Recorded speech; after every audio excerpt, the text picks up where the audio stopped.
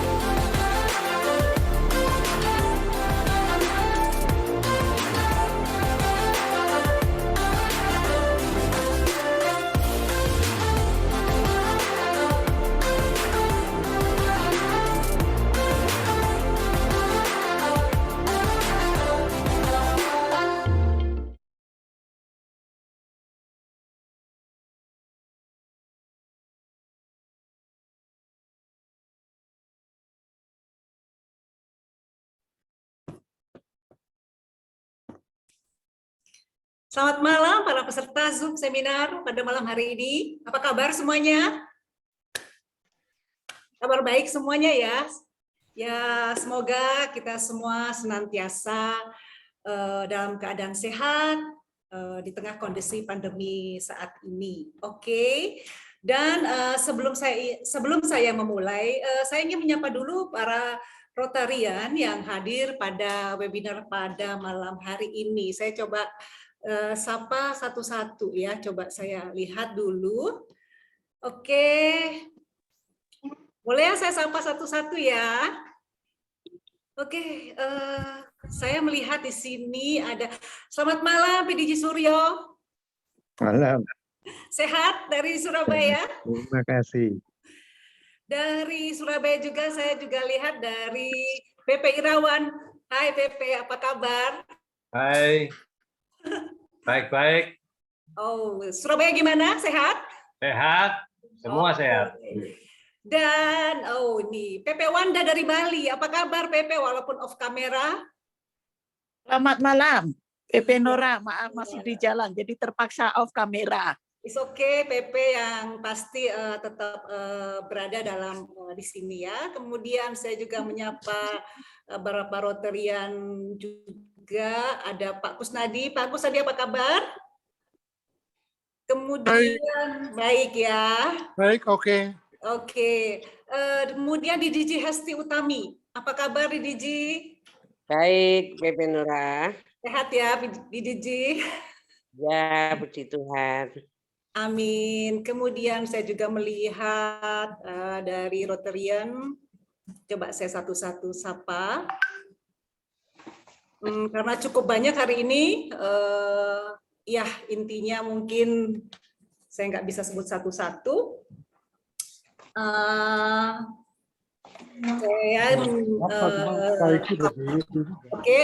Jadi saya sapa juga Rotarian yang tidak bisa saya sebutkan satu-satu yang pada hadir malam hari ini. Kemudian terima kasih sudah menyempatkan waktu hadir dalam webinar Feng Shui malam ini. Saya juga menyapa dari teman-teman yang hadir pada malam ini yang kebetulan bukan Rotarian. Terima kasih. Semoga dengan ikut seminar ini lebih tahu dan lebih dekat kepada Rotary. Jadi seminar malam ini merupakan persembahan dari Rotary Club of Semarang Bojong. Dan dengan mengangkat tema yang saat ini cukup dinanti, yaitu mengenai Feng Shui. Nah, kita tahu bahwa tahun ini merupakan tahun macan air. Tentunya kita semua ingin tahu dari kacamata Feng Shui secara umum. Ketika ekonomi situasi sepertinya mulai berjalan kembali setelah 2 tahun lebih dilanda pandemi.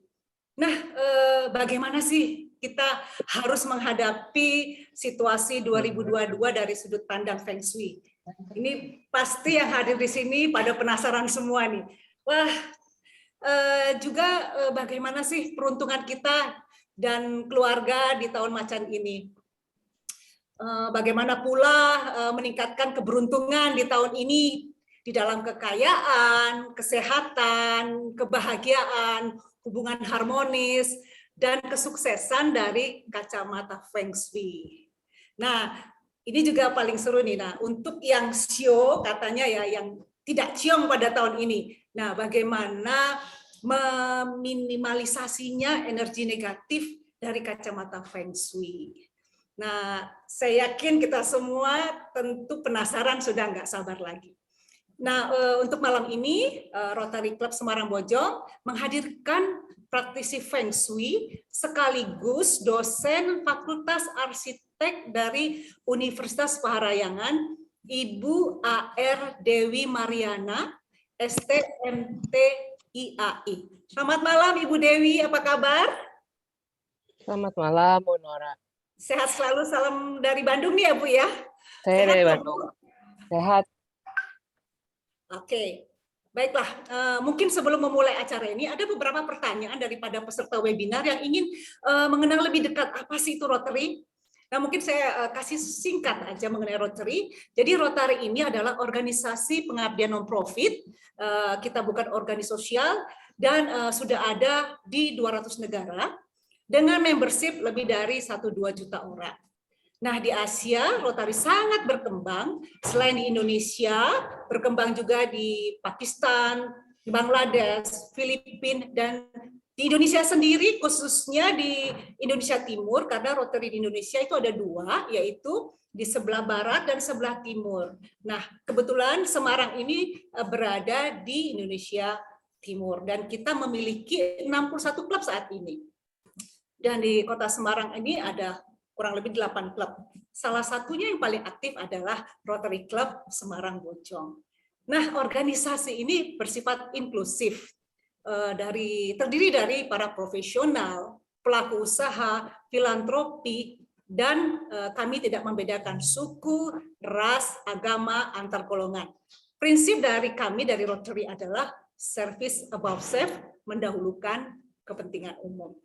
Nah, di Rotary ini ada 7 area fokus yang dikerjakan Rotary selama ini, dari soal pendidikan, literasi, pengembangan ekonomi, sanitasi, kesehatan ibu dan anak, mengatasi konflik, pencegahan penyakit dan penanganannya, serta lingkungan. Nah, Rotary sendiri membantu banyak persoalan di belahan bumi manapun dan disupport oleh para anggota dari negara lain seperti Belanda, Korea, Australia, Amerika Serikat, Jepang melalui Rotary Foundation-nya yang berkantor pusat di Illinois, Amerika. Nah, itu adalah sedikit mengenai Rotary. Nah, apabila ingin mengenal lebih dekat mengenai proyek-proyek kemanusiaan di Rotary, khususnya di Rotary Club Semarang Bojong, dengan senang hati kami bisa dihubungi melalui WA ataupun DM Instagram. Nah, sebelum kita melangkah ke sesi yang ditunggu-tunggu, saya ingin mempersilahkan Presiden Klub Rotary of Semarang Bojong untuk memberikan sepatah kata membuka acara webinar malam ini. Silakan Presiden Devin. Selamat malam semuanya, fellow Rotarian dan semua yang hadir di tempat ini. Segala puji bagi Tuhan yang telah memberikan kesehatan sehingga kita dapat berkumpul bersama pada kesempatan ini. Sebelumnya saya ucapkan terima kasih kepada semua yang telah hadir secara virtual pada webinar kali ini. Terima kasih telah meluangkan waktunya dalam rangka menyambut Tahun Baru Imlek ini. Seperti pada tahun-tahun sebelumnya, kami dari Rotary Club of Semarang Bojong selalu mengadakan seminar tentang Feng Shui dan peruntungan di Tahun Baru Imlek. Meski kali ini kita harus bertemu secara virtual, namun saya yakin hal itu tidak menyurutkan semangat kita. Webinar kali ini akan dibawakan oleh Ibu Dewi. Beliau adalah dosen arsitektur Universitas Parayangan Bandung. Selain itu, beliau memiliki ketertarikan yang mendalam mengenai Feng Shui. Melalui sambutan ini, saya mewakili Rotary Club of Semarang Bojong mengucapkan selamat Tahun Baru Imlek kepada semua yang merayakannya. Dan langsung saja kita ikuti webinar pada malam hari ini. Terima kasih. Waktu saya kembalikan ke Bu Nora. Terima kasih Mas Devin. Baiklah, kita kembali kepada topik dari seminar ini adalah tentang Feng Shui. Dan mari kita persilahkan Ibu Dewi untuk memulai sesi dari seminar ini. Silakan Ibu Dewi, time is yours. Terima kasih Bu Nora. Selamat malam semua, Bapak Ibu, terutama Rotary Club Semarang Bojong yang sudah mengundang saya untuk hadir malam ini presentasi. Sebetulnya kalau dibilang ini webinar, saya sih tidak tidak mengharapkan sampai seserius itu sampai seminar gitu ya. Pengennya tadinya lebih ringan gitu, makanya materi itu saya buat jauh lebih ringan daripada yang biasa saya presentasikan di kelas. Terima kasih juga, saya lihat teman-teman saya gitu dan beberapa mahasiswa saya lihat juga muncul. Terima kasih atas waktunya. Oke, tidak berlama-lama lagi saya akan share screen. Sudah terlihat ya? Udah. Oke. Ya, ini kita akan bicara soal judulnya adalah keberuntungan di tahun macan air 2022. Ini sedikit perkenalan buat yang belum kenal saya siapa gitu ya. Ini latar belakang pendidikan saya S1 dan S2 di jurusan arsitektur Unpar Bandung, S1 dan S2. Setelah itu saya lanjutkan ya karena saya minat di Feng Shui, saya teruskan studi ke beberapa tempat kursus, memang khusus Feng Shui di Singapura, di Hong Kong, dan Thailand. Sekarang saya bekerja sebagai arsitek dan praktisi Feng Shui di ya saya namakan biro saya Kantara Ungu. Selain dari saya juga dosen di Fakultas Teknik jurusan Arsitektur Unpar. Saya kembali ke alma mater. Dan juga saya terkadang menulis buku Feng Shui dan jurnal. Oke, saya mulai dari slide ini. Saya selalu ingin menyampaikan ini dulu sebelum kita bicara soal Feng Shui. Feng Shui itu apa? Kebanyakan ya saya sering ditanya Feng Shui itu berapa persen sih bisa berpengaruh baik gitu ya. Dianggapnya Feng Shui harus berpengaruh baik, membawa kesuksesan bagi pemakainya. Ya, kalau ngomong persen gitu ya, pengennya angka persen. Mungkin tabel ini bisa mewakili gitu kalau memang menyukai angkanya. Tapi sebenarnya karena Feng Shui adalah bagian dari Chinese Metaphysics, saya rasa sulit ya untuk mengangkakan, ya mengkuantitatifkan begitu sulit. Cuman yang perlu diketahui adalah bahwa Feng Shui itu punya 4 teman lain yang tidak bisa dilepas dari ya tidak bisa dilepas untuk dia bisa bekerja. Yang pertama adalah Fate, kedua Destiny, posisi Feng Shui ternyata ketiga, keempat adalah Virtue, Virtue itu adalah amal baik ya. Education itu yang kelima, pendidikan. Pendidikan di sini yang dimaksud bukan pendidikan maksudnya gelar panjang, tapi pendidikan bagaimana menjadi manusia yang baik.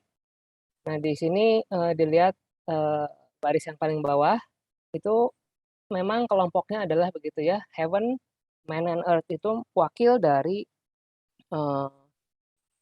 masing-masing dari 5 itu adalah wakil dari energi Heaven alias langit, energi bumi alias yang ditulis Earth, Man itu manusia. Nah, di sini bisa terlihat bahwa satu-satunya yang mewakili energi bumi itu adalah Feng Shui.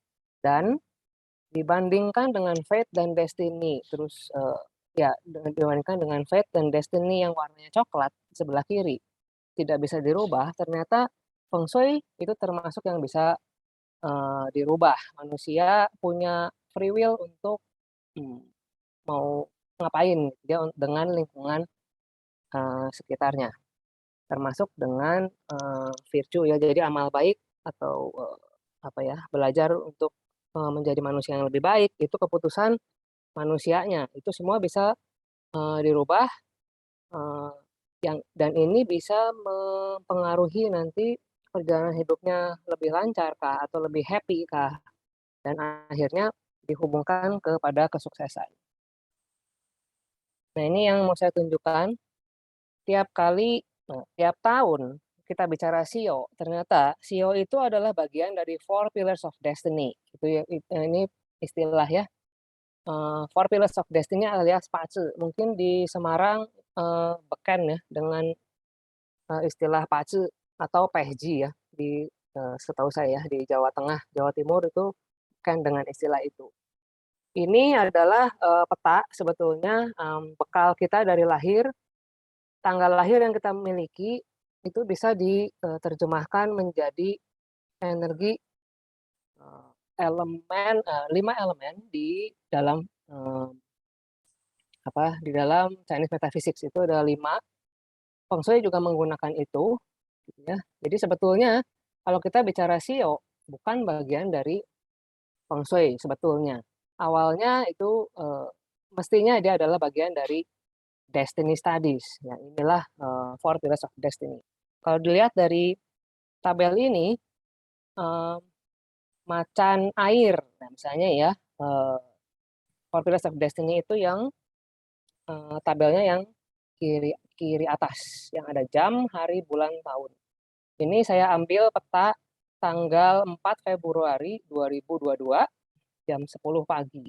Petanya seperti ini. Menghasilkan, nah di sini terlihat tahunnya itu terisi atasnya air, bawahnya plus kayu. Nah, plus kayu yang tulisan E3 itu adalah macan. Jadi yang selama ini kita tahu, sio yang disebut sio tahunan, bacaan tahunan, itu ternyata hanya bagian ini saja, jadi hanya macan aja. Kalau tahu sampai macan air, nah berarti nambah satu elemen lagi. Tapi elemen lainnya, yang bulan, hari, jam, itu ya sulit lah untuk dibahas gitu ya di seminar-seminar, karena ini sangat spesifik per orang. Jadilah diambil wakilnya adalah tahun itu sebagai diri kita. Nah, 2022 memang ternyata elemennya adalah air di atas dan kayu di bawah. Kayu itu adalah lambang dari macan. Jadi memang macan air ya. Nah, ini untuk sekedar tahu, yang bawah itu adalah lanjutan dari Four Pillars of Destiny, itu disebut sebagai luck pillars. Nah, ini kebanyakan orang bilang, oh ini diramal. Sebetulnya ya, saya sih tidak melihat ini ramalan ya. Tapi ini tools untuk kita menempatkan strategi kita mau ngapain. Umur berapa, kita mau gas atau mau rem gitu ya. Sebetulnya bisa kelihatan petanya dari sini. Oke, ini supaya tahu posisi sio sebetulnya ada di mana ya. Nah, ini yang paling ditunggu ya biasanya ya, peruntungan 12 sio. Bagaimana sih peruntungan sio saya ya, minimal ketahuan sio lah gitu ya, seperempat, tadi berapa ya kan ya, 2/8 gitu, seperempat enggak, 1/8 ketahuan, jadi macannya yang tahu. Peruntungannya bagaimana ya tahun ini. Nah, ini yang saya tandai, ini adalah sio-sio yang bisa dianggap rankingnya di atas ya, di tahun 2022. Ini adalah teman-temannya macan. Jadi peruntungan sio-sio temannya macan itu termasuk baik. Yaitu macan itu sendiri, ya, ternyata macannya nggak ciong dengan macan. Macan, kelinci, dan naga itu termasuk teman-temannya, teman terdekat. Kemudian masih ada kuda, anjing, dan babi. Ini yang dianggap baik ya di tahun 2022. Ini sebetulnya teorinya ngambilnya dari Four Pillars of Destiny tadi ya. Nah, ini yang kurang beruntung, dianggap kurang beruntung di 2022, yang memang punya clash dengan macan, yaitu monyet dan ular. Nah, ini kalau dilihat dari jumlah gitu ya, tadi kan merah-merahnya lebih banyak. Jadi saya pikir, oh yang sio yang kebagian energi terbaik itu malah lebih banyak daripada yang nggak terlalu baik. Cuma ya ini pesan saya mungkin ya, untuk mereka yang sio monyet dan sio ular, itu bukan berarti semua sio monyet dan sio ular sial pada waktu 2022 tahun macan ini. Enggak, karena yang tadi saya sudah tunjukkan, masih ada bekal elemen lain yang untuk bisa menutupi. Karena saya sering sekali menemukan sio yang clash gitu ya, sio monyet misalnya, ternyata punya bekal elemen lain yang bisa melindungi diri dari clash macan tahun ini. Jadi jangan langsung ini ya, jangan langsung, wah saya kena clash tahun ini terus nanti saya sial sepanjang tahunnya. Enggak ya sebetulnya. Nanti di belakang saya coba tunjukkan salah satu cara gitu untuk ya memperkecil, meminimalkan apa bukan meminimalkan, memperbesar peruntungan baik gitu aja. Jangan negatif kan. Kita mesti ngomongnya positif. Oke, yang nggak kebagian lingkaran itu termasuk sio yang netral. Jadi aman lah. Kalau saya menilai gitu tugas mahasiswa gitu ya. Kalau yang tadi A gitu ya, yang ini C gitu. Nah, yang nggak kebagian lingkaran itu B lah. Jadi aman ya dari tengah-tengah. Oke, ini juga sering ditanya gitu ya setiap tahun. Prospek bisnis usaha apa yang baik di tahun ini? Ini bisnis yang baik, ini. Bisnis yang perlu pertimbangan detail, ini. Ini juga buat saya ini tuh sangat umum. Kalau mau dilihat lebih detail lagi, bagusnya bisnis apa dan bergeraknya bulan apa misalnya, atau wah jangan-jangan nggak bisa tahun ini, itu saya lebih lihat ke Four Pillars of Destiny. Tapi kalau mau lihat overall, ini yang bisa saya share bahwa bisnis yang berenergi baik itu termasuk yang sama dengan tahun ini, yaitu yang bisnis air dan bisnis kayu. Nah ini memang ya kita nggak bisa bilang nggak boleh ya, nggak boleh terlalu pesimis istilahnya ya. Kami yang di metaphysics, di Chinese metaphysics ya, terutama yang berkecimpung di di feng shui, itu udah ribut gitu karena kita nungguin terus yang namanya elemen api kok nggak muncul-muncul. Karena elemen api sebetulnya adalah lambang ekonomi. Hilangnya elemen api sebetulnya kelihatan betul pada waktu 2020. Mulai itu terus hilang sama sekali elemen apinya. Wah ini elemen tahunannya nggak pernah muncul elemen api lagi, kita mesti nunggu sampai elemen api muncul, masa gitu kita mesti nungguin sampai elemen apinya muncul baru ekonominya membaik. Ya kita masih punya bekal sebetulnya di tahun ini, untungnya masih muncul elemen kayu yang dilambangkan oleh macannya sendiri. Kayu kalau di dalam feng shui itu adalah elemen yang menghasilkan api. Jadi diharapkan tahun ini bakal jauh lebih baik daripada tahun lalu. Cuma karena tadi kalau kita lihat posisinya kayunya ada di bawah, airnya ada di atas, artinya bahwa setengah tahun itu masih bekerja elemen air lebih bekerja elemen airnya lebih kuat dibandingkan elemen kayunya. Jadi second half baru nanti pas setengah tahun terakhir itu baru bisa elemen kayunya bekerja. Jadi sekarang masih elemen air ya, kita masih melihat angka kasus masih naik ya karena dinginnya itu ya. Elemen air itu melambangkan masih situasi dingin, makanya jenis penyakit flu itu masih jaya terutama di first half. Ya diharapkan kita ini punya punya iklim yang panas sepanjang tahun gitu, diharapkan itu bisa paling tidak menetralkan. Oke, di dalam feng shui saya selalu menekankan jangan hanya ngelihat formula. Jadi setiap kali selalu ditanya pakai teori apa gitu kalau praktek, atau Anda aliran apa, itu paling sering ditanya gitu. Saya sering ditanya, oh Anda praktisi feng shui pakai formula apa? Kalau yang sudah lama berkecimpung di bidang feng shui itu mengerti bahwa formula sebenarnya tidak penting. Ini yang tertulis di bawah itu bahasa Mandarin, itu saya sengaja tulis bahasa Mandarin buat contekan saya sebetulnya, yang menyatakan bahwa yang lebih penting sebetulnya adalah form, bentuk. Yang terlihat ya, bentuk fisik itu lebih penting daripada formulanya. Dan bukan hanya soal bentuknya segitiga atau lingkaran bukan hanya itu.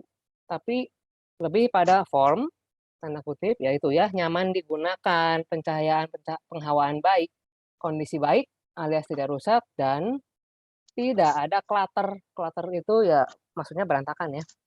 Itu musuh feng shui paling utama.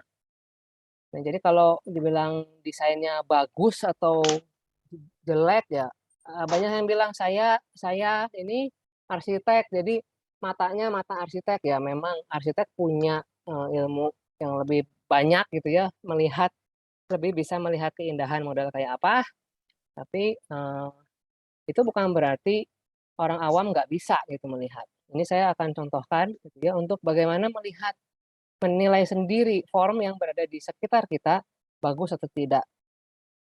Yang jelek itu kayak apa? Jelek di mata Feng Shui ya, bukan jelek desainnya loh. Saya nggak berani lah untuk bilang bahwa oh ini jelek desainnya. Bukan hak saya untuk itu, tapi di kacamata Feng Shui punya pertimbangan yang kayak begini ini tidak sesuai. Nah ini Feng Shui form ya. Saya tunjukkan ini untuk ya sebetulnya membantu yang tadi kalau ngerasa lagi ciong tahun ini gitu. Nah ini coba dilihat gitu ya di rumahnya supaya bisa terjaga, lebih terjaga, lebih aware. Oh yang ini jelek, yang itu bagus, yang itu oke. Nah yang jelek diperbaiki. Ini saya golongkan jadi 3, the good, the bad, and the ugly. The bad and the ugly bedanya apa? Ya saya sih meranking ya. Jadi the ugly itu udah lebih bawah daripada bad. Itu ini menurut pendapat saya, dan pendapat praktisi lain mungkin berbeda. Oke ya.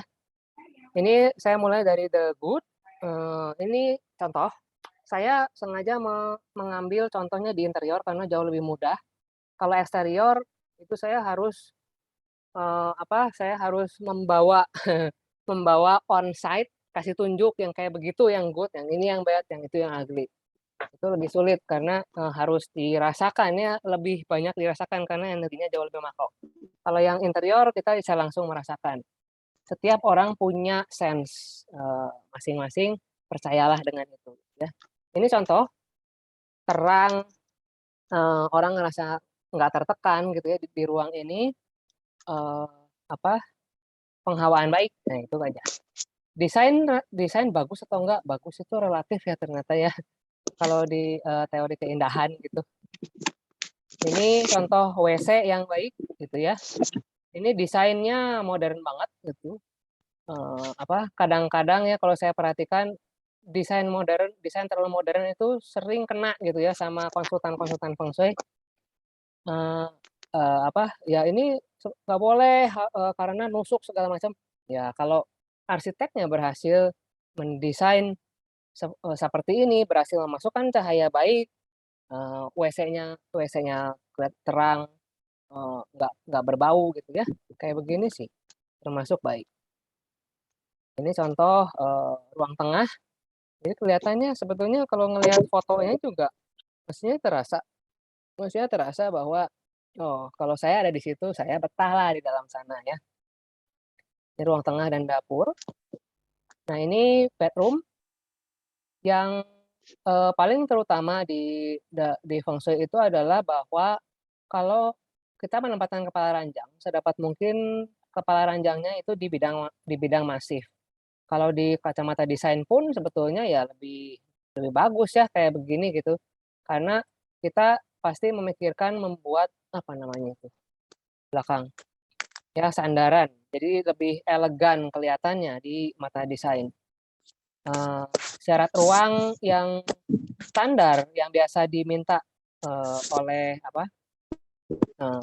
developer gitu atau ya di dalam desain pun gitu ya harus cukup cahaya, harus penghawaan baik, itu merupakan syarat dasar gitu bedroom yang baik. Ini contoh pantry atau dapur yang baik, yaitu ya tetap pencahayaan, penghawaan, warna terserah sebenarnya ya. Itu soal selera aja. Tapi desain clean seperti ini saya rasa ini termasuk desain yang baik. Nggak perlu mahal ya. Jadi nggak ada yang bilang bahwa oh harus mahal. Ini saya sih nempelin fotonya, ambilnya yang desain-desain bagus-bagus ya. Ya yang ini sih mahal. Tapi bukan berarti harus mahal. Nggak ada yang bilang Feng Shui harus mahal. Bersih aja. Yang tadi itu syaratnya ya. Bersih, enak digunakan, that's it. Kayak saya bergerak ke the bed. Ini yang nggak terlalu baik. saya akan jelaskan kenapa nggak baiknya. Nah, ini terutama yang tadi sio monyet dan ular ya. Ini diperhatikan yang the bed. Ini sedapat mungkin dihindari. Saya clutter. Memang yang saya sadari adalah desain shelf ya, shelf. Jadi laci terbuka atau rak terbuka itu di feng shui kebanyakan tidak disukai karena akibatnya adalah seperti ini. Bendanya kelihatan semua, mending rata ya, besarnya sama. Nggak pernah sama. Nah, jadinya terlihat seperti ini. Ini yang nyaman hanya orang yang ada di dalamnya itu. Tapi sebenarnya kalau ditanya ini fungsinya baik atau tidak? Ya, enggak ya. Termasuknya tidak. Oke, ini klasik gitu ya. Plafon nonjol-nonjol di atas bed. Itu tidak disarankan di dalam feng shui ya. Terus saya sering ditanya, loh berarti saya nggak boleh melakukan permainan plafon gitu di bedroom? Ya, sebenarnya boleh-boleh aja, tapi jangan di atas ranjang. Itu jadinya saya selalu gitu bilangnya. Kalau mau main-main plafon di bedroom. Nah ini ya drop ceiling tuh. Jadi ada bentukan plafon yang lebih bawah daripada yang lainnya. Akhirnya membentuk balok. Ini varian ya, jadinya varian balok yang menusuk ke arah bed. Ini mesti diperhatikan. Jangan sampai ini terjadi di bed. Ini juga varian pembentukan balok yang terjadi karena raknya. Itu raknya kayak balok ya, melintang di atas kepala ranjang. Ini termasuk kategori bed, meskipun ruangannya sih sebetulnya bagus ya, cuman yang salah adalah raknya. Nah ini saya sering ditanya nih, emang kenapa sih kalau ditaruh membelakangi jendela? Ya kayak apa ya? Buat saya sih kayak salah taruh gitu ya. Ini kayak salah meletakkan gitu. Tapi itu arah baik saya. Nah, kebanyakan begitu tuh. Nah, makanya tadi saya bilang form vs formula. Bilang bahwa itu adalah arah baik saya, masa nggak ada arah lain yang bisa dipakai? Kalau kayak begini kan jadinya yang tadinya harusnya cahaya masuk dari sana jadi nggak bisa gitu kan ya. Nah, ini kategorinya masuknya lebih buruk lagi karena ada olahan plafon di atas. Itu persis bentuknya kayak balok. Ya, ini dihindari, jangan sampai kepala ranjang memunggungi jendela. Ini pun termasuk kategori buruk. Pertama karena bagian belakangnya itu diwarawiri. Jadi belakangnya ada walk-in closet, bukan closet. Apa namanya? Lemari pakaian ya. Jadi diwarawiriin gitu. Bagian belakang kepala ranjang itu diharapkan masif dan tenang, diam, jangan bergerak. Kayak begini dianggapnya terlalu yang, jadi susah tidur. Dan itu yang namanya cermin ya, sedapat mungkin tidak menghadap ke ranjang. Nah ini yang modern ya, desain modern. Oh TV-nya nggak akan mau jauh-jauh ya, taruh di atas saya aja. Tapi jadinya ini, ya kalau saya ngeliat kayak begini sih saya udah mikir, waduh, iya kalau itu nggak berkarat ya, umur berapa karatan gitu, terus nanti TV-nya nih menimpa saya gitu pas lagi saya tidur. Nah ini bentuk kayak gini coba dihindari. Nah ini kesalahan ya, tanda kutip, adalah terlalu panas. Merah ya. Saya butuh warna merah, ya. Tapi bukan kayak begini ditaruh merahnya di dalam kamar. Ini jadinya kamar yang tadinya harusnya yin, tenang, masih istirahat, dikasih warna merah jadinya yang, jadinya aktif, malah nggak bisa tidur gitu ya. Jadinya pengen melek terus di dalam kamar ini. Turunkan tone-nya kalau memang butuh merah dan nggak perlu sebanyak ini.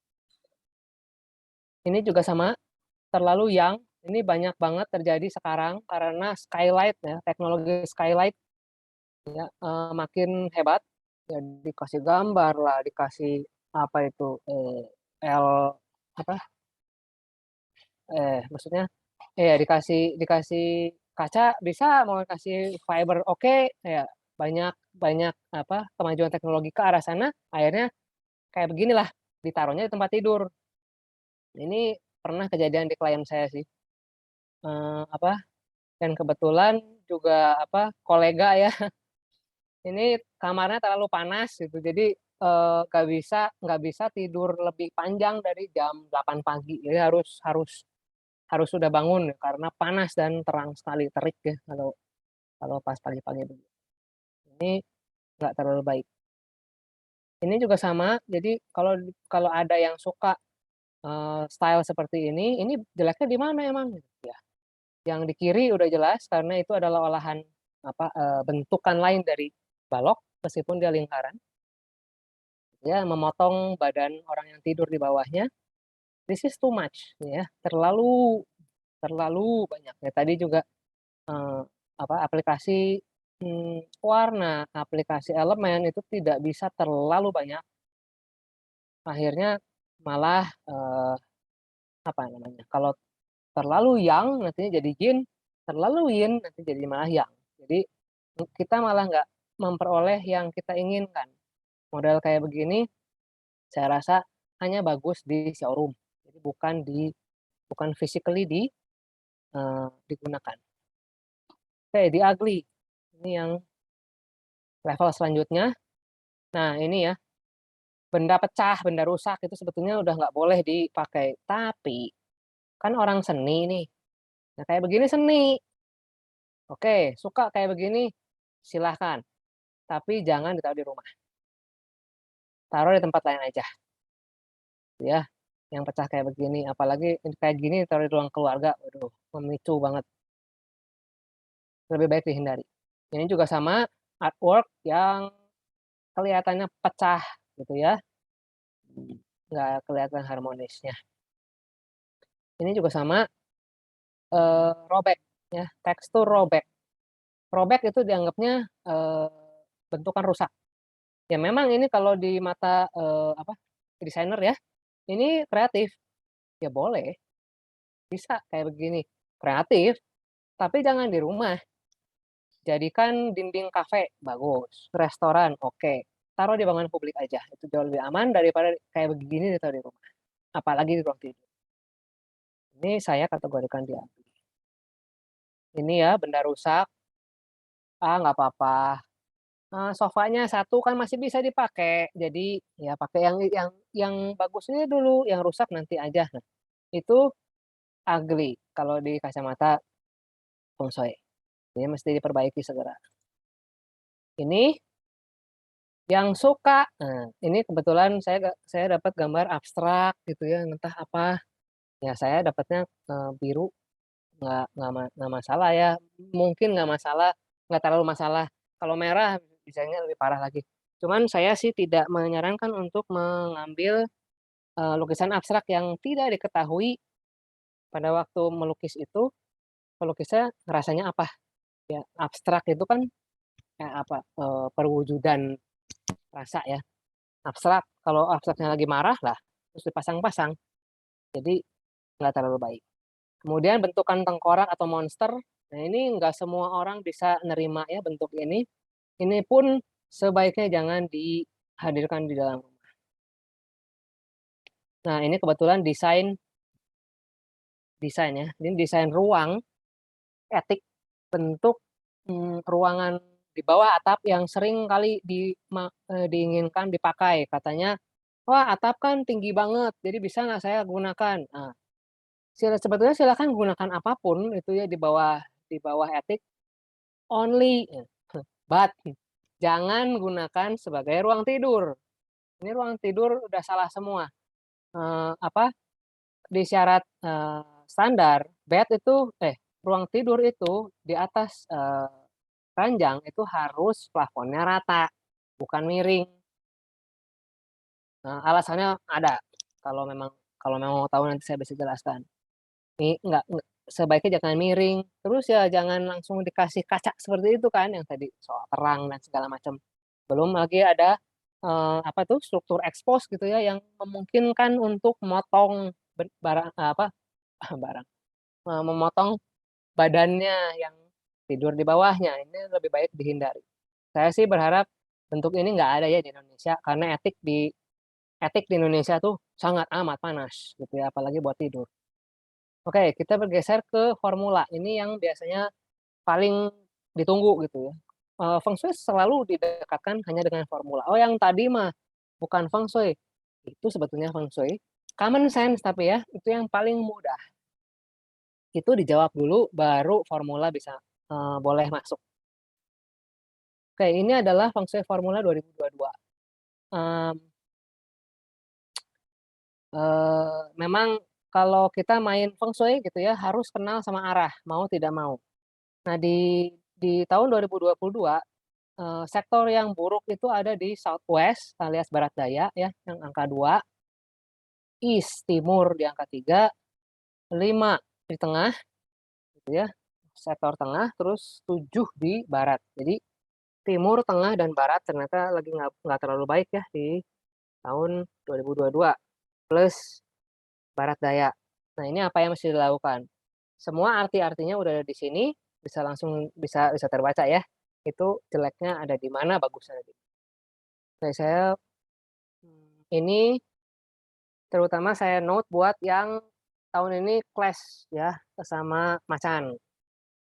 Ini note, periksa pintu utama, ruang tidur, dan dapur jangan sampai ada di sektor ini. Gampang banget ya ngomongnya ya. Kalau ternyata berada di sektor ini, kalau ternyata pintu utama atau ruang tidur atau dapur ternyata berada di barat daya atau tengah, ini kalau tengah saya rasa nggak ada ya pintu utama atau ruang tidur, tapi dapur kemungkinan ada yang di tengah. Nah, ini biasanya saya sarankan untuk menempatkan segala sesuatu berelemen logam untuk menetralkan itu. Nah, kalau ada yang suka benda Feng Shui silahkan pakai six coin kalau suka. Kalau enggak, ya enggak harus. Lonceng kalau mau dipakai silahkan, tapi saya syaratkan harus logam, kakinya 6. Kenapa 6? 6 adalah perlambang logam. Gitu ya. Kalau nggak suka suara itu gitu, karena saya takut dengar suara lonceng. Oke, jadi jangan pakai yang nggak disukai. Jadi silahkan pakai yang cocok, gitu ya. Ini yang Southwest dan tengah, jadi diberikan benda-benda itu. Nah, East, nah ini lambang cekcok ya. Ini note untuk yang ngerasa di rumah gampang berantem. Sektor East ini mesti dijaga. Lihat apa yang ada di sana. Kalau ternyata kayunya banyak banget, nah itu memicu ya. Jadi di sektor itu saya sarankan tempatkan segala sesuatu yang merah. Jadi kasih fire untuk dibakar. Nah, ada yang bilang, loh, fire bukannya makin memperbesar tenaga gitu, energi cekcok? Enggak. Sebetulnya energi percekcokan di dalam Feng Shui itu bukan dilambangkan dengan elemen api, tapi kayu. Ya, jadi hadirkan elemen api untuk menetralkan itu, bisa pakai warna, bisa pakai tekstur itu ya, tekstur bantal itu warnanya berbeda tapi teksturnya itu tekstur api, atau kasih lilin sekalian, atau apa namanya itu, incense burner ya, yang itu yang buat wangi-wangi itu, nah itu bisa, atau pasang lampu aja udah, itu lambang api semua, jadi silahkan hadirkan di timur. Oke, ini yang sektor terakhir yang tidak terlalu baik, itu adalah Seven di West gitu ya. Ini lambang pengkhianatan, perampokan gitu. Ini bintang yang paling ditakuti sebetulnya ya. Tapi ya bukan berarti semua yang di West pasti terampok ya, amit-amit, enggak lah ya. Nah, ini menurunkan kecenderungan energi buruknya itu adalah dengan menghadirkan elemen air. Elemen air bisa muncul dengan gambar air. Nah, ini airnya nggak boleh air bergerak ya, airnya harus air tenang. Makanya saya pasang tanaman air di sana, tanaman air, airnya diam. Jangan pasang kolam ikan, jangan pasang akuarium karena airnya bergerak. Jangan pasang water feature juga, yang kayak air mancur segala macam itu nggak bisa di sini. jangan. Atau sesuatu yang hitam, biru, atau abu, silahkan letakkan di west. Kalau ternyata misalnya ya pintu utama saya ternyata ternyata ada di barat dan kena kena 7, kena angka 7. Jadi ya kalau mau pakai karpet, karpetnya karpet abu atau karpet biru atau hitam. Bisa ya. Atau oh ya saya suka tanaman air ya pasang teratai di situ misalnya. Oke, ini adalah bintang baik sebetulnya ya. 8, 9, dan 1. Timur laut, utara, dan selatan merupakan sektor baiknya di tahun 2022. Jadi, hindari adanya WC terutama. Cuman kalau misalnya ternyata WC ada di sana, apa yang mesti diperbuat gitu? Apa nggak boleh pakai WC di sana ya? Nggak mungkin ya. Rumah nggak ada WC, nggak ada WC-nya gitu. Jadi biasanya ini saya sarankan jagain aja dia selalu lebih banyak dalam kondisi kering, jadi habis mandi, habis digunakan, dipel. Itu paling mudah dilakukan. Terus pastikan bahwa yang tadi itu balik lagi, pencahayaan sama penghawaannya baik. Yang paling bagus sebetulnya kalau di 8, 9, dan 1 ini kalau ternyata yang tadi itu justru dapur, pintu utama, sama ruang tidur ada di situ. Ya, ada di sektor-sektor ini. Nah, ini note tambahan, hindari renovasi di 4 sektor ini sedapat mungkin. Cuma renovasi biasanya nggak bisa dihindari kadang-kadang karena kondisi sudah rusak. Nah, itu ya note aja bahwa jangan mulai renovasi dari sektor ini, mulainya. Jadi kalau misalnya ternyata yang rusaknya tengah gitu ya terpaksa gitu mesti nyari ke south atau ke east atau ke west duluan baru laksanakan ke tengah. Nah, ini memang kudu trik itu mulai renovasi itu memang jadinya harus konsultasi lebih lanjut, tapi ini untuk note untuk tahu bahwa kalau masih bisa nunggu di sektor-sektor ini di tahun 2022 jangan dilakukan renovasi dulu. Oke, terima kasih semua. Nah, udah sampai slide terakhir nggak kerasa. Ini adalah kontak saya, jadi kalau mau kontak langsung, silahkan ke Kantara Ungu. Saya ada di Instagram, bisa kontak saya di sana. Ya, Oke. yang bisa saya sampaikan. Ya, Bu Nora. Baik. Saya kembalikan. Yes, terima kasih Ibu Dewi. Wah, ini seru banget. Kita jadi tahu sebenarnya tentang keberuntungan kita di tahun macan. Tapi sebelum saya melempar kepada teman-teman yang ada di sini untuk menanyakan beberapa pertanyaan gitu, Bu Dewi, mungkin saya bisa bertanya ya. Saya ini kan sio yang kurang beruntung di tahun ini, gitu ya. Oke. Okay. Apa benar gitu ya maksud saya unsur cermin itu tidak boleh di kamar tidur pada sio macan ini begitu. Jadi mohon pencerahannya mungkin Ibu Dewi. Oke, cermin ya. Oke, cermin barusan saya sempat singgung sedikit. Ya, yang penting sebetulnya Bu Nora, cermin sedapat mungkin tidak menghadap ke kita pada waktu kita tidur. Jadi cermin jangan ada di ranjang, jangan menghadap ranjang, itu sebetulnya yang paling utama. Itu aja, mau di kiri mau di kanan, apalagi di tengah ya, di depan gitu itu lebih nggak bisa. Pokoknya jangan sampai ranjang kita itu tuh masuk, ada bayangannya di cermin, sebetulnya itu. Oh, gitu ya. Itu kan sering terjadi kan di dalam ruang tidur kan suka ada lemari pakaian. Nah, lemari pakaian pintunya cermin. Nah, itu yang masalah biasanya. Nah, untuk yang sekarang lagi ciong itu tidak bisa dihindari ya nggak ada cara lain itu mesti dipikirkan untuk ditutup tirai atau gimana ya supaya nggak kelihatan bayangannya gitu. Oh, oke. Wah, ini pekerjaan lumayan ini, Tira ini ya.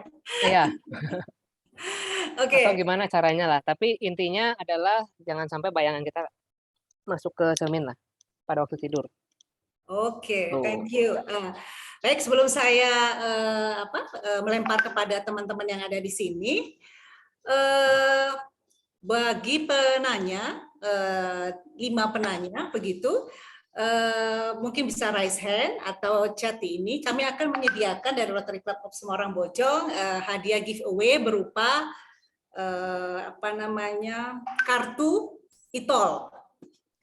Ya, jadi 5 penanya pertama akan kami berikan kartu e-tol dari Semarang Bojong dan kami akan kirim. Baiklah, ini ada pertanyaan dari raise hand. Oke, dari PP Wanda Somdani. Silakan PP, pertanyaannya.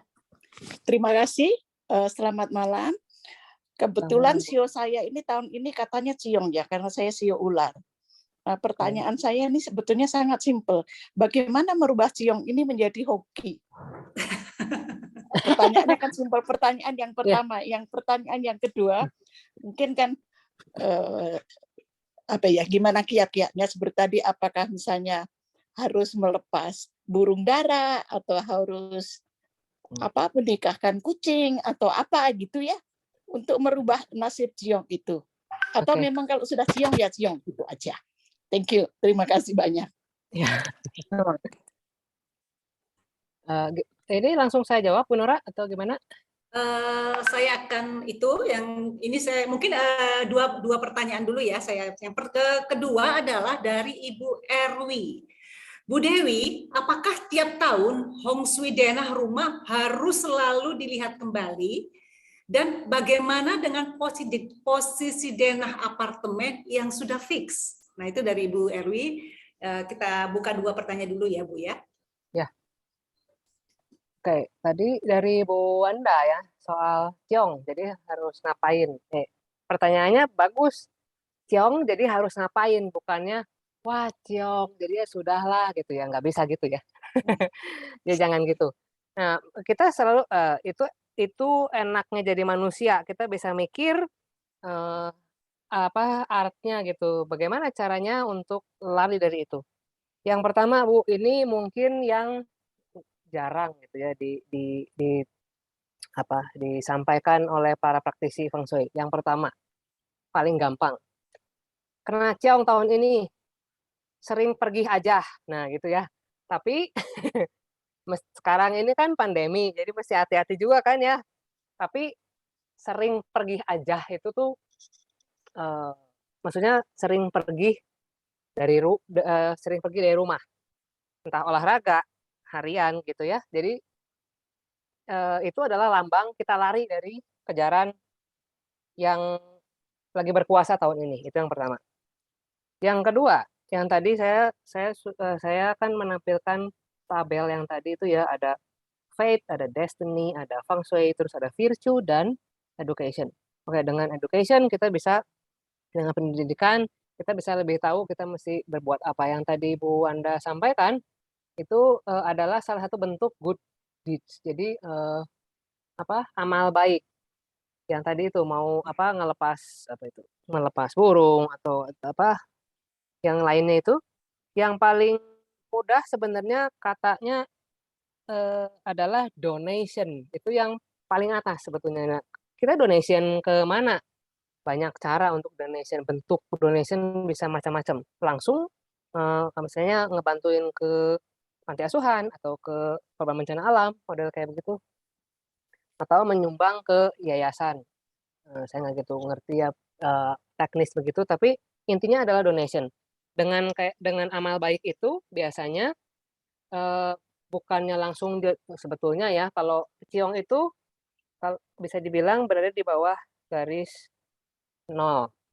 Nah, tugasnya Feng Shui itu kalau dapat ya memang kita jadinya plus gitu ya, Bu Wanda.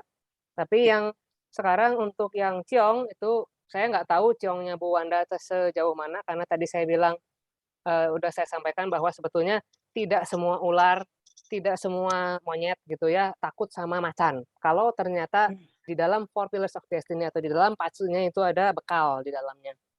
Nah, kita usahakan untuk menetralkan itu, menaikkan jadinya paling tidak levelnya sampai 0 aja.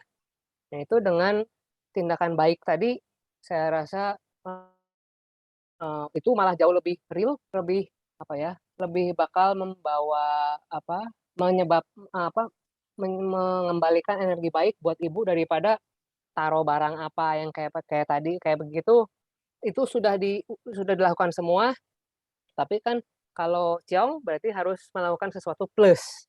Nah itu, jadi mesti ditambahkan tadi ya, good deeds-nya mesti ditambah jadinya Bu Wanda. Siap, siap. Terima kasih banyak.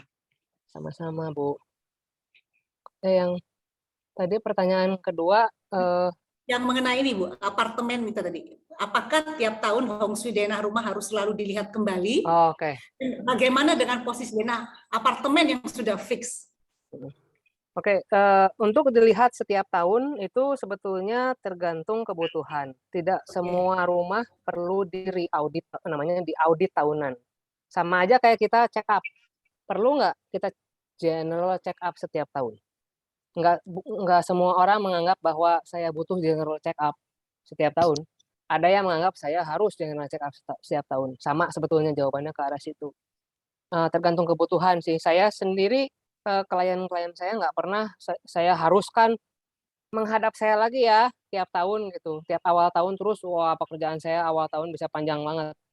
Enggak sih, saya nggak pernah memaksa itu. Itu sesuai kebutuhan aja. Kalau ternyata di depan di awal tahun ngerasa ada gangguan, nah itu bisa konsultasi lagi ke saya untuk saya lakukan audit tahunan. Ya, jadi bukannya wajib, itu pilihan. Kemudian soal fix tadi. Oke, apartemen memang jauh lebih fix. Saya kemarin baru membantu teman saya untuk nyariin apartemen di Jakarta.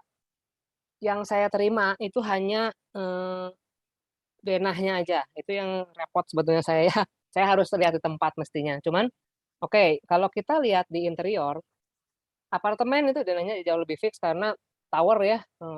Itu WC semua dari atas sampai bawah. Dapur semua sampai bawah. Dari atas sampai bawah. Nah, untuk yang di apartemen itu karena nggak bisa asal memindahkan ruang, beda dengan landed house gitu ya. Jadinya yang tadi itu kita bisa coba menetralkan dengan elemen, warna, tekstur atau pola. Jadi diharapkan kalau misalnya ternyata jatuhnya di sektor buruk, ya kayak tadi itu. Jadi diberi elemen untuk menetralkan. Kita ngejarnya sampai level garis 0 karena begitu kita bilang bahwa oke itu kena sektor buruk. Kena sektor buruk itu berarti minus. Nah, tugas Feng Shui adalah minimal menetralkan dia sampai 0. Syukur-syukur jadi plus. Syukur-syukur jadi plus 1. Dan itu caranya yang tadi. Pakai elemen, pakai warna, pakai pola. Itu bisa menetralkan gitu. Oke, ini ada penanya lagi. Ini seru nih Bu, Bu Dewi, ini banyak penanya. Oke, dari PP Irawan Susilo. Bagaimana cara menentukan utara, selatan, dan lain-lain? Apakah dari arah rumah, misal rumah saya menghadap ke selatan? Oke, itu. Cara menentukan. Dari. Oh ya. Memang jadinya kalau kita ya bermain dengan Feng Shui jadinya harus tahu utara dan kita harus gunakan kompas. Alat yang paling utama di bidang ini ya kompas ya.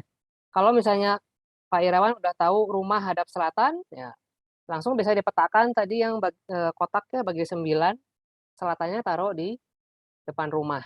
Nah, tinggal dipindahkan petanya karena selatan lawannya pasti utara gitu kan. Jadi peta mata anginnya ditaruh di denah rumah. Itu alatnya pakai kompas. Pakai kompas ya. Oke, makasih. Ya, Pak. Oke, penanya berikutnya Bu Dewi, ini banyak yang nanya nih begini. Ya.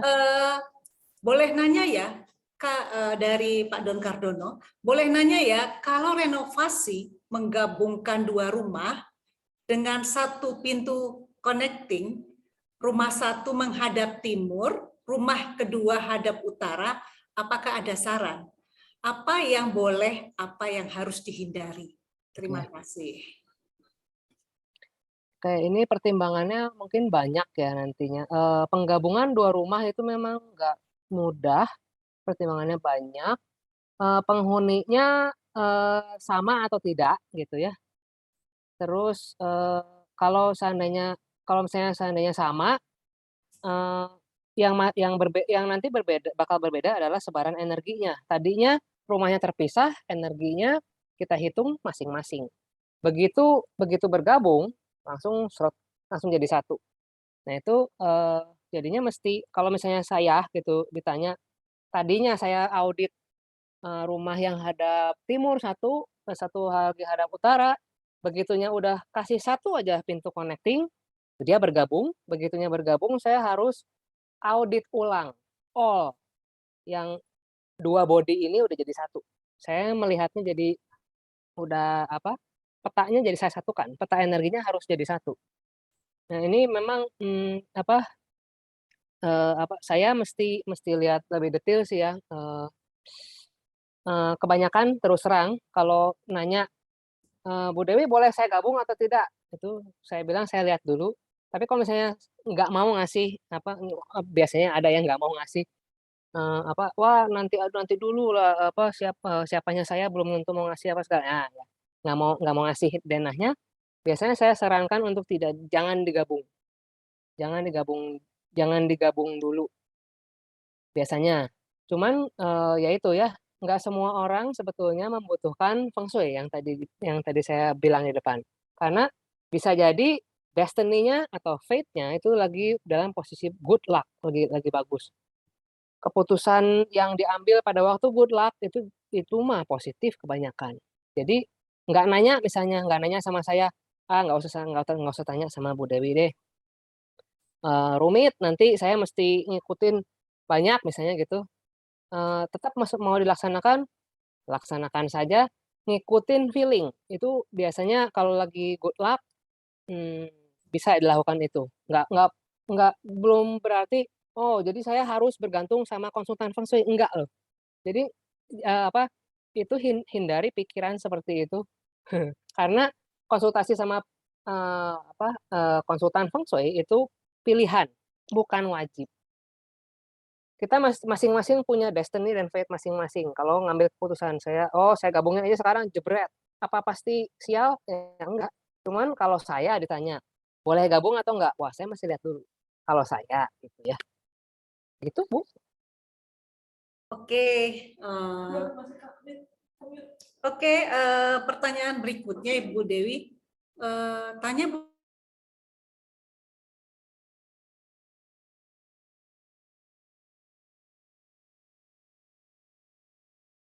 pakai aplikasi apa ya?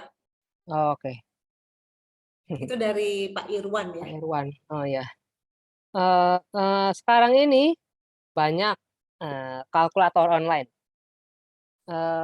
Konsultasi sama Mbah Google, itu ketik aja Patsu kalkulator atau Four Pillars kalkulator langsung keluar.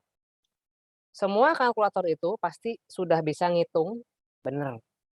Tapi kalau analisis, ya saya sih nggak menyarankan membaca langsung, terutama yang ekstrim. Kalau misalnya kelihatan, oh saya relatif rata punya 5 elemen semua atau 4 elemen, silahkan mayoritas bisa langsung baca analisis kalau ada analisis di situ. Tapi untuk kalkulator di Google cari yang tampilannya paling cocok itu bisa itu langsung keluar yang tadi saya presentasikan di awal ya. Begitu kita masukkan tanggal bulan tahun jam itu bakal keluar hasilnya seperti itu. Jadi bekal kita pada waktu lahir apa, terus yang di bawah yang tadi yang saya bilang luck pillars itu juga keluar pasti. Tinggal dicari Kata kuncinya adalah Patsu kalkulator atau Four Pillars kalkulator. Oke, tadi sudah 5 penanya. Ini kita ada apa namanya kartu flash yang kami bagikan ke 5 penanya. Silahkan DM alamatnya kepada kami dan kami akan kirimkan. Ini ada kartu flash e-money yang akan kami kirim, kartu flash dari Rotary Club Semarang Bojong. Kita masih bagi lagi nih 5 penanya untuk mendapatkan kartu flash ini. Boleh ya Bu ya, waktunya untuk bertanya ya. Oke, ke ini kita akan dari Pak Satrio Iman. Penerapan Feng Shui di rumah apa bisa juga dipakai di kantor ya? Sementara posisi kantor kadang sudah given. Apa yang bisa dilakukan untuk mengurangi ciong? Nah itu dari Pak Satrio. Silakan kita bagi lagi 5 untuk penanya berikutnya. Oke, saya jawab sekarang ya. Untuk penerapan Feng Shui sebetulnya malah diutamakan dipakai di memang sebetulnya kita tujukan pakainya di rumah karena kalau di kantor susah ya, itu udah given kecuali kantornya kantor kita. Maksudnya kantor punya sendiri gitu. Kita bisa atur. Tapi kalau nggak bisa dilakukan di kantor sendiri, lakukanlah di rumah. Itu udah paling benar. Paling gampang sekarang memang jadinya kita bergerak dari formula yang tadi. Jadi dilihat kalau bisa sektor-sektornya benar. Sektor yang salah itu kita mesti yang tadi dimasukkan elemen-elemen untuk menetralkan. Itu ngurangin ciong. Baik, boleh lagi Bu pertanyaannya Bu? Ya, silakan. Soalnya ini kok makin lama nih makin seru yang bertanya nih loh. Udah pada nggak malu-malu jadi langsung pada tanya semua. Oke, dari Ibu Betsebah Satya. Bila rumah ada 2 pintu, pintu utama dan pintu samping, lebih baik masuk dari pintu yang mana ya Bu? Oke. Ini sih ini bisa saya jawab kalau di tahun 2022 bisa gunakan formula yang tadi juga. Kalau ada pintu utama dan pintu samping, lihat 2 pintu itu jatuhnya di sektor mana. Ya, kalau jatuhnya pilih yang jatuhnya di sektor baik tentu saja. Jangan gunakan yang jatuh di sektor buruk. Itu berlaku untuk tahun ini. Gitu. Ya, Bu Batseba. Oke, Bu Batseba. Ini ada lagi dari Pak Andre Saleh. Selamat malam Bu Dewi. Tadi kan dijelaskan berbagai larangan yang dihindari untuk kamar tidur penghuni rumah.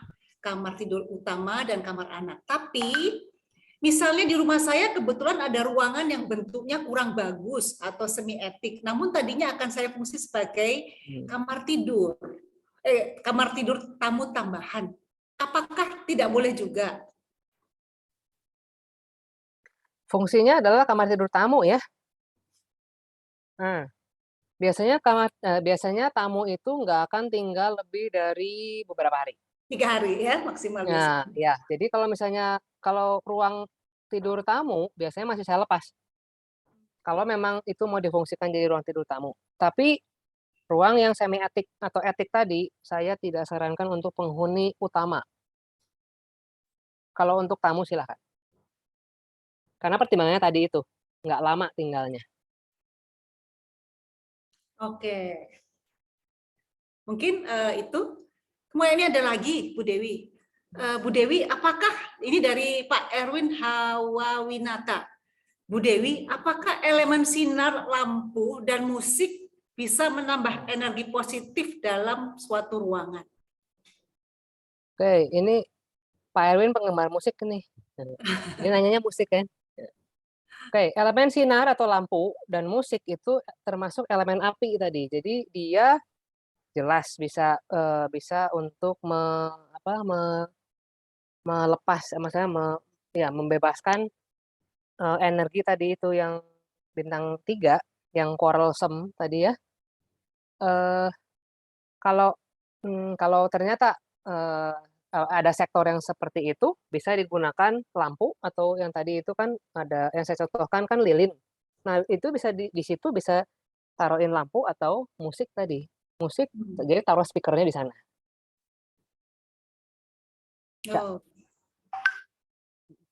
Oke, itu tadi jawabannya ya. Kita kembali lagi pertanyaannya. Selamat malam Bu Dewi. Untuk 2 rumah yang salah satunya berada di Tusuk Sate, untuk digabungkan, bagaimana baiknya ya? Ini tusuk sate lagi. Ini, Tusuk waduh, sate tusuk sate digabungkan, itu, Bu, gitu. tusuk sate itu, mmm, tusuk sate itu memang memang apa, bangunan yang cukup banyak masalahnya ya, cukup banyak. Terutama kalau, untuk rumah tinggal ini mesti hati-hati sih untuk, penggabungan. Cuma memang, bisa dibilang setelah ya, ini sebetulnya diharapkan setelah digabung, begitu begitu rumah tusuk satenya melar lebih besar, memungkinkan untuk memindahkan pintu utamanya ke yang nggak kena tusuk sate. Ya kecuali jalannya besar banget gitu ya, tapi kalau di perumahan rasanya nggak akan segede itu. Kalau sampai udah 2 coupling bergabung, bener gitu, bisa gitu ya, jalannya segede 2 coupling gitu, rasanya enggak. Nah, iya. Menurut saya sih, ya itu malah ada chance untuk memindahkan pintunya ke yang enggak kena tusuk sate. Memang bodi bangunannya ada yang kena tusuk sate, tapi paling tidak bukan pintu utama. Kelewat ya, Bu, ya. Oke. Masih boleh nggak Bu Dewi? Bisa Banyak bisa berapa banget ya. pertanyaan? Bisa boleh pertanyaan berapa lagi nih Bu Dewi? Nah, itu, tergantung bosnya ini, Pak Bos. Pak Devin ngasihnya sampai batas jam berapa, Pak? Sampai 8:30 itu Bu. Oke. Boleh ya Bu ya. Oke, ini ada pertanyaan dari Pak Don Cardono lagi. Oke, tadi kita coba ke ada yang ini raise hand itu Bu Krisen. Silakan Bu Krisen bisa menyampaikan langsung. Halo Cici. Halo. Ci, mau Kristen. nanya Ci, kan Iya. itu di center itu kan Miss Fortune ya, sedangkan biasanya kan bagian center itu kayak ruang tengah keluarga gitu. Kalau Ya. itu biar nggak terlalu nggak terlalu buruk, maunya diperbaikinya dengan gimana ya, Ci? Thank you. Oke. Ya. Thank you pertanyaannya. Sektor tengah memang, mayoritas itu ya jadinya, digunakan jadi ruang keluarga. Nah, yang tadi, saya sarankan memasukkan, memasukkan unsur logam ke sana. Kalau misalnya ternyata di situ ruang ruang ruang duduk, sofanya kalau bisa pakai warna putih diganti putih, atau broken white, atau kasih throw yang warna putih, hadirkan pajangan logam banyak di sana. Pajangan logam ya. Yang tadi kalau misalnya emang suka gitu ya, yang ada 6 coin, segala macam itu, boleh pakai itu. Tapi kalau nggak suka, hadirkan pajangan logam. Any pajangan logam will do. Mau pakai vas, mau pakai mainan anak-anak misalnya gitu ya. Mainan anak-anak kan ada tuh yang die-cast. Nah, taruh di situ juga bisa gitu ya. Tapi hati-hati clutter. Biasanya kalau anak-anak kan wah jadinya malah clutter. Itu aja sih pesannya. Oke, ini kayaknya kita 2 pertanyaan lagi kita tutup. Nanti kalau misalnya ada pertanyaan lagi, tadi bisa langsung chat ya Bu ya di email. Chat aja di IG. Ya, di email Ya, di email. langsung kepada Bu Dewi. Sebelum kita menutup ada 2 pertanyaan terakhir kali ya. Bagaimana saran Bu Dewi untuk posisi tangga menurut Feng Shui agar energi positif dapat mengalir? Terima kasih. Oke, posisi ya. Ini jawaban tentang tangga. Setahu saya setiap praktisi bunyinya bisa beda-beda. Pertanyaannya sama ini, jawabannya bisa lain-lain. Tapi kalau nanya sama saya, saya nggak terlalu, kalau saya mendesain, saya nggak terlalu banyak mikirin pertama kali tangga itu justru saya taruh terakhir, terus terang. Saya bakal nyari dulu posisi, baik untuk fungsi-fungsi utama kalau untuk desain rumah tinggal. Itu yang saya utamakan. Ruang tidur, dapur, WC, yang lainnya mengikuti, termasuk tangga. Nah, memang nantinya pada waktu saya lihat lebih detail, saya akan melihat arah tangga. Karena tangga itu bisa di kiri atau di kanan, dan saya menggunakan teori yang ada hubungannya posisi tangga itu terhadap arus jalan yang ada di depan rumah. Saya bakal lihat itu. Nah, itu sangat spesifik nih, jadinya susah saya jawabnya, tangga di kiri atau di kanan. Tapi saya gunakan seperti itu yang mungkin berbeda pertimbangan dengan praktisi feng shui yang lain. Setahu saya ada gitu ya praktisi feng shui yang lain yang tangganya harus searah jarum jam atau berlawanan kayak gitu. Itu ada pakem yang dipegang. Terus terang saya nggak menggunakan itu. Yang saya gunakan posisi kiri atau kanan, mau nanti berlawanan atau tidak berlawanan dengan arah jarum jam, saya bakal lihat dari posisi tangga itu terhadap jalan. Karena itu yang menurut saya pertama cara ngambil energinya si tangga. Oke. Nah, ini adalah pertanyaan terakhir. Terakhir nih, Ibu Dewi. Boleh. Selamat malam, Bu Dewi. Apakah aplikasi Feng Shui bisa digunakan juga untuk membantu sebuah properti yang kita rencanakan untuk jual agar cepat terjual? Oke. Ini ya yang pertanyaannya tricky ini. Ini masalahnya adalah Feng Shui itu biasanya bakal lebih banyak bekerja langsung kepada orangnya kalau kita tinggal di sana. Jadi kalau pendekatan saya untuk menjawab ini, jadi aplikasi Feng Shui-nya bukan di properti yang mau dijualnya, tapi justru di properti di mana orang yang mau menjualnya yang diperbaiki. Karena harusnya supaya bisa terjual, peruntungan orang yang mau menjual itu harus benar dulu. Gitu. Jadi bisa, tentu saja ya. Kalau kalau ditanya bisa nggak digunakan untuk membantu, bisa. Tapi caranya gitu ya. Jadi bukan propertinya itu yang digarap gitu, tapi rumah atau properti orang yang bersangkutan justru yang diakses. Demikian, Bu Nora. Baik, terima kasih kepada semua penanya tadi.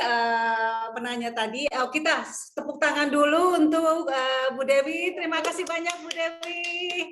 Terima kasih semua. Kita Ini ramai banget pertanyaannya. Iya, bener banget. Tapi banyak banget. Nah, tadi kita sudah info buat para teman-teman yang hadir pada malam hari ini yang tidak sempat dibalas oleh Bu Dewi, itu bisa chat dan email, nanti akan dibalas. Nanti kemudian yang tadi sudah sempat dibacakan, ini ada satu hadiah dari Rotary Club Semarang Bojong. Ini adalah e-toll Rotary. Kami akan kirim dan bisa tolong di chat DM kami untuk alamatnya sehingga kami bisa kirim. Baiklah, kita sudah di penghujung acara. Sekali lagi, Bu Dewi, kami dari Rotary Club Semarang Bojong mengucapkan terima kasih banyak. Terima kasih. Ya, untuk malam hari ini, semoga ini sangat bermanfaat buat hadirin dan teman-teman yang hadir pada malam hari ini. Baiklah, sebelum kita menutup, ini ada sertifikat ucapan terima kasih Ibu yang kami berikan kepada Ibu. Ya. Ya, terima kasih, Bu. Nanti akan kami kirim Ibu dari Semarang ke tempat Ibu. Ke Bandung. Ke Bandung. Yang I-nya nanti silakan. Nah, ini kita akan kirim. Nggak kelihatan ya, Bu ya? Kelihatan dikit. Oke. Ya. Terima kasih, Bu.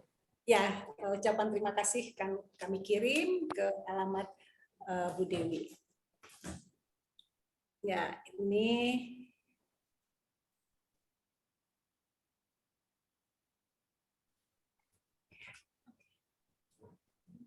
baik. Bisa ditutup, Linda, ininya. Oke. Baik, hadirin para peserta dari webinar malam hari ini, terima kasih banyak kita bisa sebelum akhiri kita bisa ini dulu ya, apa namanya, foto bareng-bareng dulu ya, ya Bu ya. Oke, mari kita foto dulu, yuk. Oh, foto bersama. Oke, ini ada 4 apa namanya, 4 slide. Ya, oke. Saya mulai dari pertama. 1, 2, 3, smile. Oke, halaman 2. Smile. Thank you. Halaman 3. Smile. Dan halaman terakhir, senyum. Oke, terima kasih semuanya. Terima kasih Ibu Dewi. kasih. Semoga tahun macan air ini rezeki dan berkat kita melimpah dan kesehatan Amin. kita juga terjaga ya. Kemudian untuk show yang kurang beruntung di tahun ini mungkin di tahun macan air ini kita semua pasti tetap optimis, berpikir positif, tetap bekerja keras, berbuat kebaikan dan terus beramal sehingga karma kebaikan senantiasa melindungi kita di tahun macan ini. Terima kasih kehadirannya semua. Selamat malam. Salam sehat semuanya. Terima kasih Bu Dewi. Terima kasih semua. Terima kasih, terima kasih.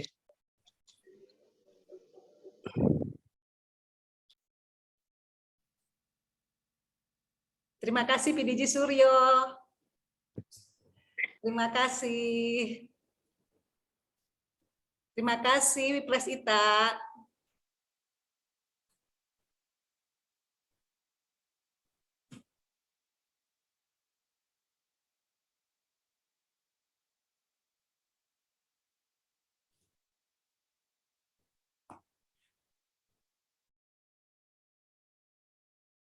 Terima kasih semuanya.